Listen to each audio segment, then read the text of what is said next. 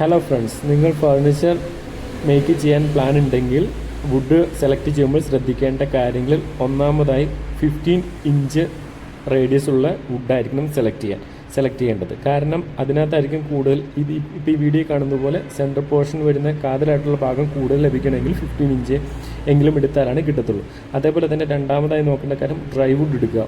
Dry would എടുത്തു കഴിഞ്ഞാൽ ഫ്യൂച്ചറിലേക്ക് നിങ്ങളൊരു കംപ്ലൈൻറ്റോ ക്രാക്കോ ആണോ വരാൻ ചാൻസ് ഇല്ല. അല്ലെങ്കിൽ നിങ്ങളുടെ കയ്യിലുള്ള വുഡ് കട്ട് ചെയ്ത് വേണ്ട സൈസിൽ കട്ട് ചെയ്ത് കുറച്ച് നാൾ ഡ്രൈ ആക്കിയതിന് ശേഷം വേണം നിങ്ങൾ ചെയ്യാൻ വേണ്ടിയിട്ട്, അത് യൂസ് ചെയ്യാൻ വേണ്ടിയിട്ട്.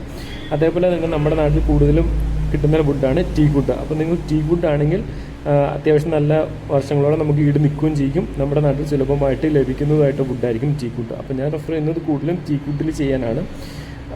അതേപോലെ തന്നെ ഈ വീഡിയോ ആവശ്യം ഉള്ള നിങ്ങളുടെ ഫ്രണ്ട്സ് ആരെങ്കിലും ഉണ്ടെങ്കിൽ അവർക്കൊന്ന് ഷെയർ ചെയ്ത് കൊടുക്കുക. Okay, thank